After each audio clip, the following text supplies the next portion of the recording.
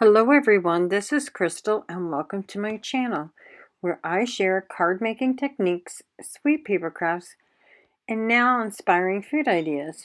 And today I bring you another embossing folder technique.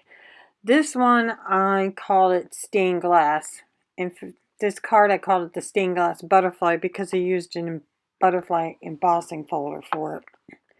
Now this embossing folder can be purchased at scrapbookingwithme.com for a limited time.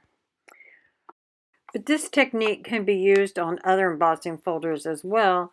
In fact, I think it would make great Christmas cards if you had a Christmas embossing folder where you could stain glass, paint it in the back like I did this one, and even maybe put a Christmas floral print behind it.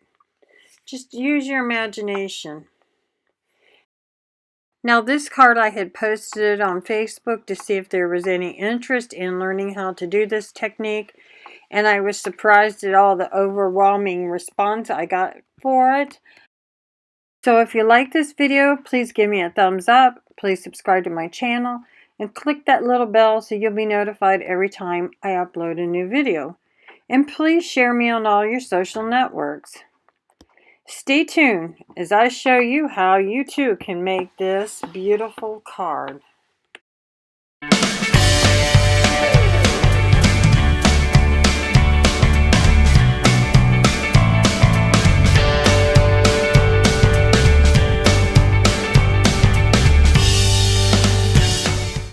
For this technique, I am using the butterfly embossing folder that you can purchase from Scrapbooking with Me. And for this, I'm using a piece of vellum. This is a heavy-duty vellum, and I cut it at 4 1/4 by 5 1/2. And I'm just centering it inside my embossing folder. And now I'm going to take it to my Big Shot, and I'm going to run it through it. And this is what the piece of vellum looks like after it comes out of the embossing folder. And it has ridges on one side, which will be the top side, and the underneath part will have creases that go in. And to color this, I'm using my alcohol markers, and what you want to do is you want to color on the underneath side, the back side, which is the side that has the ridges that go in. And I'm using the darker of the colors because when you color this and you turn it over when you're finished, it comes out lighter than does, and actually when it dries it'll be lighter too. But anyway, that's what I did, is I just colored it with different alcohol markers. These were Stampin' Up, but you can use any alcohol markers that you want. You might even be able to use regular watercolor markers too. I'm sure they probably work just as well. It's just they would take longer to dry. So anyway, I'll put some music on and fast forward this for you to get through this part.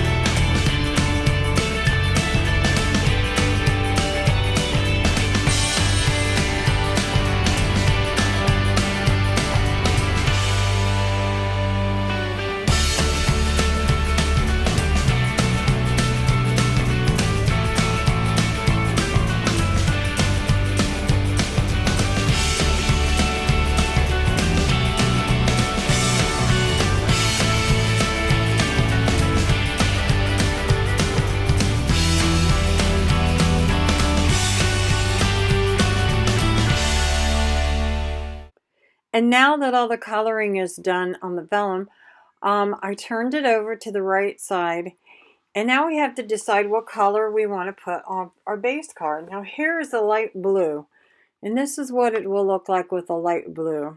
It changes it dramatically. And we'll go from that color, and the next color we're going to try is this gray. And you can see how it changed it again. And then the next color we're going to try is this another blue. And it looks okay with that. And then we will try the next color is yellow and see how it brings out the yellow and the butterfly changes it. The blue kind of fades out though. And then I'm going to try another color. It's just, this is just to show you what it can do. And this is orange. This is what orange will look like behind it. And this is just to show you, give you an idea how you can change the looks completely of your card. And then this one, I even put like a printed paper behind it. It gives it a totally different look. You could possibly do that if you wanted. I don't think I will. I think it's just too much. But for a different embossing folder, you might like it for that. So then I decided to try another card base, which is a craft color. And this is what I ended up going with.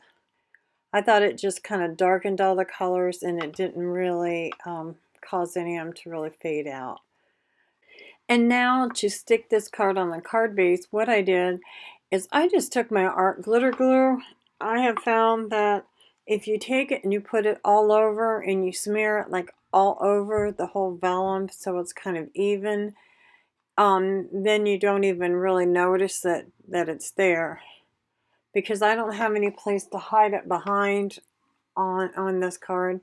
So I'm just taking my finger and I'm smearing it along. And I should have used more. I didn't really get it that even because it was starting to dry. And I should have taken the fine tip off of it, but I didn't. But anyway, I just kind of brushed it around the best that I could, as fast as I could. And then I took it and I put it on the front of the card. And then I went over and I smoothed it out. But you can't press too hard because you don't want to get rid of those little ridges. So I kind of pressed in between the ridges in places. And then when it dries, a lot of the glue that you see won't be there. But that's how I found that is the best for me to glue my vellum down, especially when I don't have anything to hide it behind. And now I decided to put some rhinestones in the middle of the flower. I just thought it would give it a little bit pizzazz. So I put a rhinestone in each one of the stamens. And then after I got done, I took my blue alcohol marker and I went over the rhinestones and I colored them a blue so it would go blend in with the flower. And then I went and I took a clear Wink of Stella and I went over the whole card, over the butterflies and the flowers, just to give it a little extra sparkle. And that's my project for today. And I want to thank you for allowing me to come into your home today and be a part of it. Your positive comments are always welcomed and encouraged. So bye for now. Happy crafting!